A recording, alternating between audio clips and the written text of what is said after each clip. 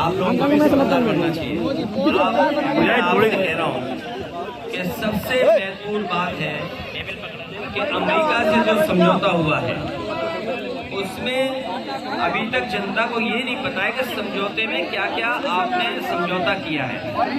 आपने agriculture sector बोला है, एग्रीकल्चर सेक्टर में फसल आनी है, आपकी फसल है, दूध है, दही है और इंफ्रास्ट्रक्चर और कारोबार क्या है आपका, आपने जवाब नहीं दिया।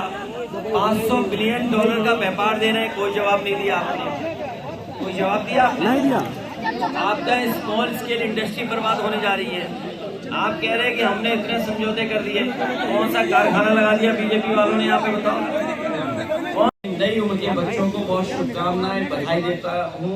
साथ ही साथ जो प्लेयर खेले होंगे उनको बधाई हम अपनी तरफ से और पार्टी के सभी। कुलदीप आईडी आ रही, तुम तो पार्टी शादी कर रहे हैं, आईडी नहीं आ रही, तुम कर रहे हैं, तुम आईडी लगवाए क्या फिर? आईडी आई नहीं रही पीछे भैया, पीछे हो यार तुम कुलदीप तो जिनकी वजह से मुझे यहाँ आने का और मैं अपने क्रिकेट प्रेमियों को और नौजवान साथियों को बताना चाहता हूँ, साथियों को भी, कि अगली सरकार जब समाजवादी पार्टी की बनेगी तो तेरह में देश का सबसे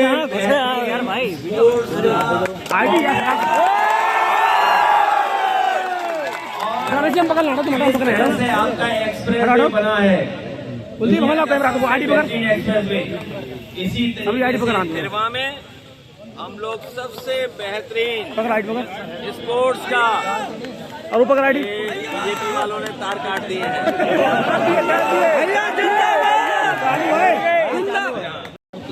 हिंसा इसलिए बढ़ गई कि बीजेपी को फायदा होता है हिंसा होने से। जी भैया, देश के प्रधानमंत्री होने का 2 किलो खाने की बात कर रहे हैं और देश के प्रधानमंत्री अपनी सेहत का सही रहने का 2 किलो गाली खाने की बात कर रहे हैं।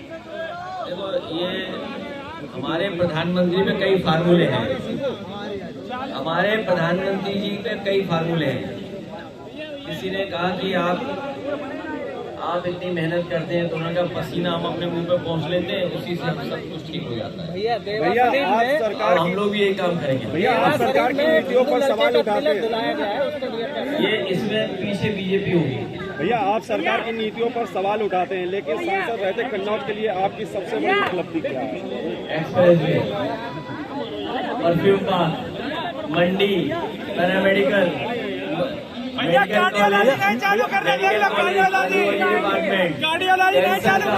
पूरा इलाज, इंजीनियरिंग कॉलेज,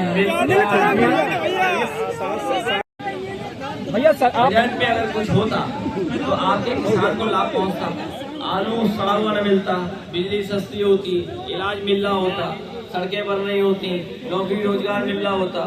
और बिजली का बिल कितना आ रहा है, डीजल पेट्रोल कितना महंगा हो गया। अग्निवीर के लिए पहले भी लड़ी, फिर लड़ेगी और भविष्य में लड़ करके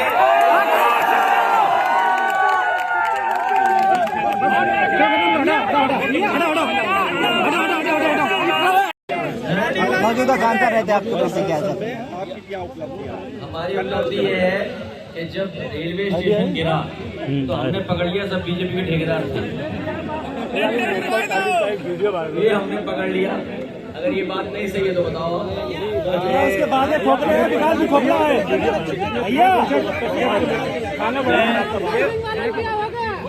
भैया, उसके बाद में खोखले विकास भी खोखला है।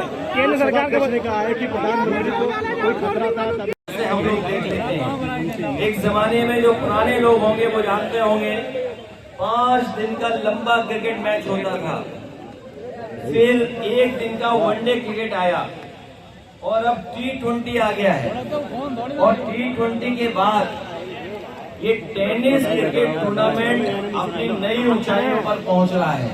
ये ऐसा खेल है टेनिस क्रिकेट का, किसी भी उम्र के लोग खेल सकते हैं, बुजुर्ग भी खेल सकते हैं, क्योंकि उन्हें चोट लगने का डर नहीं है। नए बच्चे, प्रधानमंत्री को कोई खतरा नहीं है, बीजेपी ने खतरा पैदा कर दिया है देश के सामने। $500 बिलियन का व्यापार दे दिया, खेती बाड़ी दे दी, और आप में से किस दिन व्रत रखते हो? कोई न कोई किसी न किसी दिन व्रत रखता है, कोई मंगल को रखता है, कोई सोमवार को रखता है। कोई बृहस्पति को रखता है, कोई शुक्र को रखता है, कोई शनिवार को रखता है। तो ये जो व्रत रखने वाले लोगों को मैं आगाह करना चाहता हूँ कि बीजेपी ने अब अमेरिका का दूध दही लाने का फैसला ले लिया है। जिसमें दूध दही आएगा उससे बनी हुई चीज आपने खा ली तो सोचो हमारे सनातनियों का ज्यादा धर्म चलेगा।